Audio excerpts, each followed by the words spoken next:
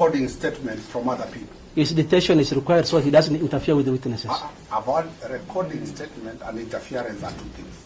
Wakili, I have responded to your question. The reason as to why I'm seeking that prayer is to have him detained so that he doesn't interfere with the witnesses. Very well. Does he know the witnesses? Them being police officers? The answer is yes. Is there anything you have shown of any attempt to interfere with witnesses?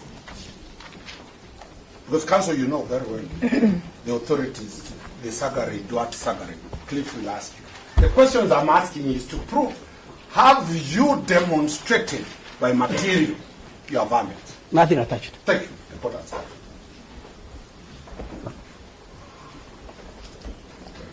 Paragraph 24. What are you addressing? That we are saying if released, his security is not guaranteed due to the public anger demonstrated by the case. I've just read what is in the affidavit.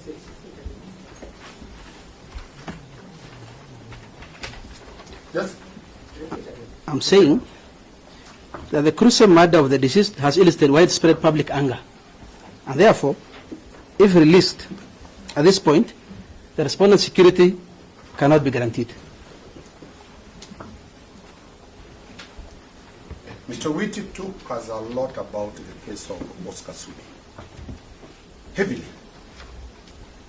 Have you ever had a chance to read paragraph 32 of that decision of Professor Justice Joel Ngugi? Not in my affidavit. It's not in your affidavit? Yes. For the benefit of doubt, you are saying you want to detain him on two limbs. One, for the safety of his life. True? Yes. Do you have anything to show that his life is in danger? Nothing attached. Do you have anything to show that he is a danger to anybody of the public? Nothing attached. So it is an apprehension. Yes, Your Honor. Thank you. It is an apprehension. Lawyers swear to be court officers. It is an apprehension.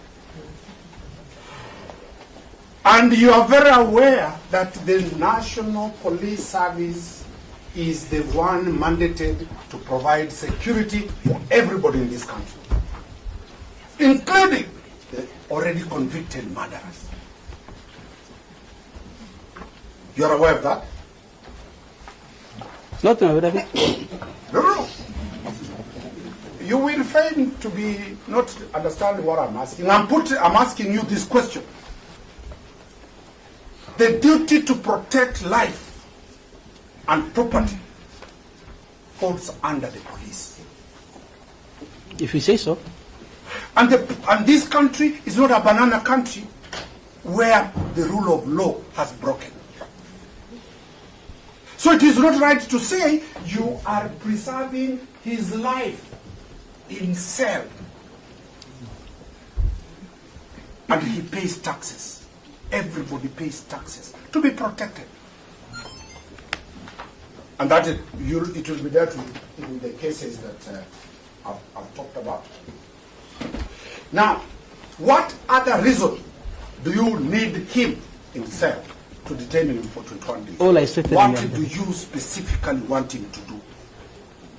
All I have stated in my affidavit. Is there any other reason we have not dealt with? Everything I require, I have indicated in my affidavit. Confirm you have his phones. His phone. His phone, you have it? Yes. And you are seeking this court. Did you have the court order to possess that phone? I don't need a court order to possess a phone. Do you need a court order to get access to the phone? Yes, I do. Where is the provision that does not allow you to have authority to possess? It's a seizure. Where is the provision that does not allow you? Surely. Where is the provision? For a provision which does not allow you. This is a negative provision, does not exist in our law. He should tell us the positive provision, and counsel can put it he can continue putting him to him that this provision does not allow you, not the negative provision. Maybe rephrase your question. I'm rephrasing. You know, which has a problem is preparing for the judge. It's not key to this matter. You need him 21 days for the sole purpose of granting access. Is it him who grants access or the court? No, Your Honor. Who grants? I need the 21 days to complete my investigations. I've asked a question specific. Do you need my client in cells for the purpose of analyzing the phone? I need your client in custody for 21 days to complete my investigations. I've asked a simple question. Is there any role he's required to do in forensic analysis of our phone? I'm not an expert in forensic analysis, so I cannot say. So, your varmints are not based on any scientific, because you never consulted a forensic expert? It is you swearing 21 days. Yes. And I've asked you, should the court why 21 days? Why do you need him specifically? Your Honor, the issue is not about only phone extraction. It's not only about phone analysis. What else? I have said to complete my entire investigations that entail so many things. Among them, what you have stated.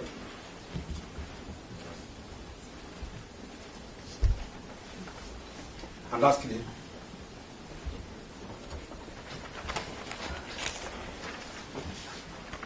you have already attached the order in your application.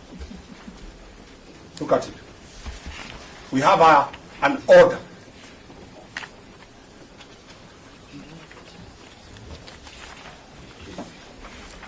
True.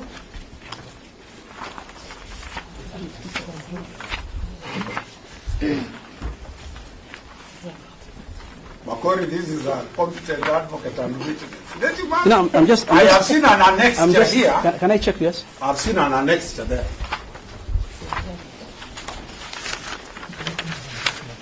We were given an annexure that has. Is it yours? Yes. Or it is on it? No, it's ours. Very well. Let me ask you the question.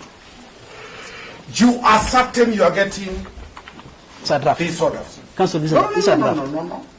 It's a draft. Which is saying, is the office of the DPP or IPOA that gives the orders, or is the landed court?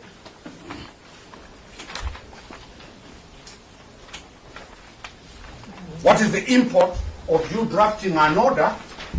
Is it a formality that in this court already you have decided, not the court decides? Who decides?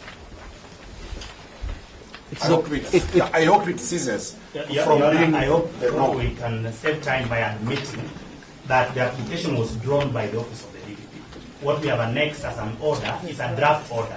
It is not the first time today, is it 18? It has been done since I was a law student at the University of Nairobi, where we do draft orders. The court can reject it. It's not binding on the court. So that we save time for counsel and his client.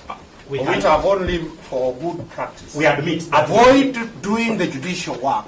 Leave the courts to do their works. So maybe Mr. Whitty, let's not delve so much on that here. Yes. I think what Mr. Whitty is saying is just practice that they have adopted from the DPP's end.